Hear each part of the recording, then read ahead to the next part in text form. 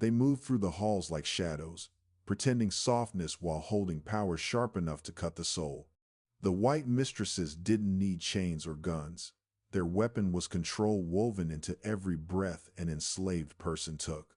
Behind the grand columns of the plantation house, behind silk dresses and quiet smiles, lurked rules so cruel they seemed whispered by the walls themselves. For the enslaved people trapped beneath their gaze, life felt like walking barefoot across glass. Every step judged, every movement watched, every mistake punishable in ways no one beyond those walls would ever believe.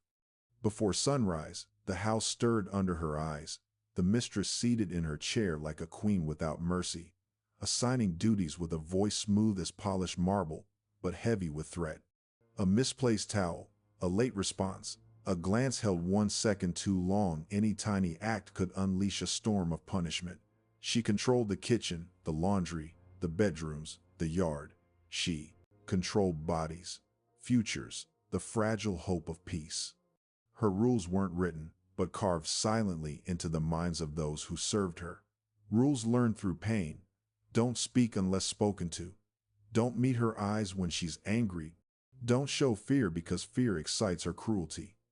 She decided who ate scraps and who starved, who slept in the kitchen corner, and who slept on cold dirt, who was allowed to keep a child and who had a child sold away. And she did it all without raising her voice, without dirtying her hands, hiding her cruelty behind delicacy and lace. Some days she demanded absolute silence. Other days she demanded that enslaved women sing while they worked so she could claim the plantation was filled with joy.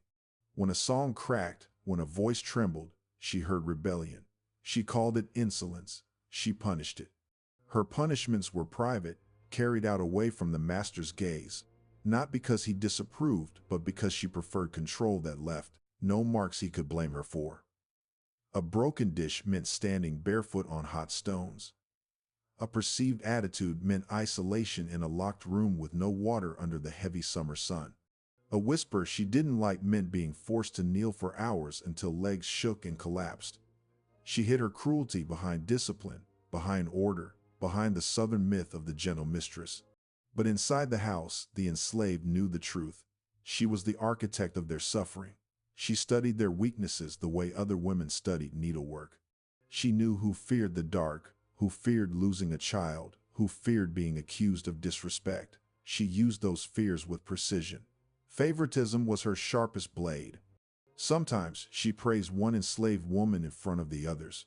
Sometimes she allowed one man an extra piece of bread.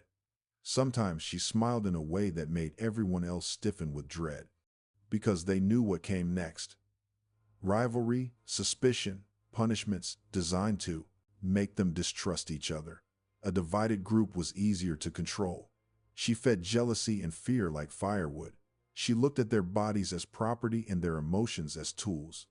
Even the master, with his whip and rage, didn't construct the psychological prisons she did. The master punished rebellion. The mistress punished existence. She monitored pregnancies, choices, friendships, even facial expressions. A frown could be labeled defiance. A tear could be called manipulation. She could turn a household task into torture simply by adding a quiet phrase. Do it again, and again, and again, until arms trembled, legs wavered, breath shook.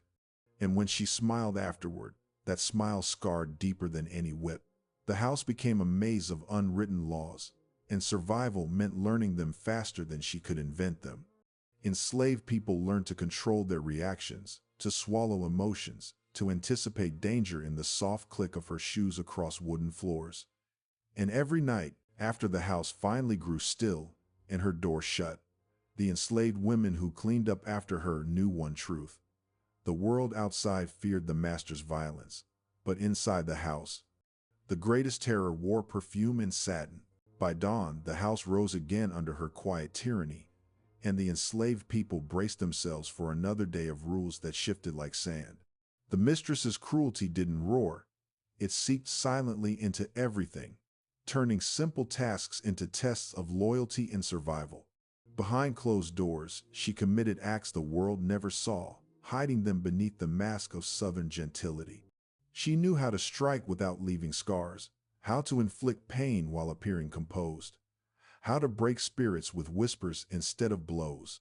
What she did could not always be seen, but it was felt in the trembling hands of the enslaved women who served her breakfast, in the stiff posture of men who dared not breathe too loudly, in the fearful eyes of children who had already learned that a smile could be a warning. She used silence as a weapon, forcing entire rooms into breathless stillness while she evaluated every gesture like a judge waiting for guilt to reveal itself. Some days she accused them of disrespect for not meeting her eyes. Other days she accused them of insolence for looking too directly. Her rules contradicted themselves on purpose because confusion made obedience easier. Nothing terrified the enslaved more than a calm, cold voice saying, "Explain yourself." She didn't need proof. Her suspicion alone was punishment. And once she fixated on someone, their life became a labyrinth of impossible demands. If she believed an enslaved woman worked too slowly, she assigned her double tasks. If she suspected a man of disliking her, she denied him water on the hottest days. If a child cried too loudly, she blamed the mother and forced her to scrub floors until her knees bled. She monitored meals, refusing to let them eat until chores were done, then inventing new chores to justify further delays. She warned them that any complaint would be considered rebellion. Her voice was soft when she threatened them, which made the words hit harder. At times, her cruelty took on a strange intimacy. She asked invasive questions about marriages, children, and private emotions, not out of concern but to gather ammunition. She weaponized their vulnerabilities with the precision of a surgeon, cutting deep without ever lifting a blade. Some enslaved men feared her more than the master because she held influence over him, whispering lies that became punishments. If she wanted someone beaten, she painted a story of defiance. If she wanted someone sold, she crafted rumors of theft or laziness. The master often acted on her whispers without hesitation, and she watched with satisfaction while pretending distress. Sexual coercion was a darker shadow, one rarely spoken aloud. Some mistresses used their position to exploit enslaved men, manipulating them through threats of punishment, sale, or harm to their families. Others punished enslaved women they suspected of attracting the master's attention, even when the women were victims of the master's abuse. The mistress redirected humiliation toward those already powerless, and the enslaved women learned that danger could come from either side of the marriage bed. Eventually, rumors seeped through neighboring plantations, whispered at night when enslaved people gathered secretly. Women beaten for imagined insults, men humiliated for accidental mistakes, mothers punished because their infants cried, girls forced to serve in bedrooms they feared to enter. Yet none of these stories appeared in plantation records. Diaries softened the truth with polite phrases like "corrected a servant" or "disciplined the girl." The reality was cruelty so refined it left almost no trace except in the memories of survivors. Historians would later uncover letters hinting at obsessive control, accounts of mistresses described as delicate or nervous while those under them suffered. The sanitized versions of plantation life erased the screams muffled behind pantry doors, the tears wiped quickly before dinner bells rang, the terror etched into every second of the enslaved people's existence. But the descendants remembered. They passed stories through generations, recalling mistresses who punished with needles, with locked rooms, with withheld food, with endless labor under the sun. They remembered the way a simple evening walk around the house could feel like an execution march if her eyes were on you.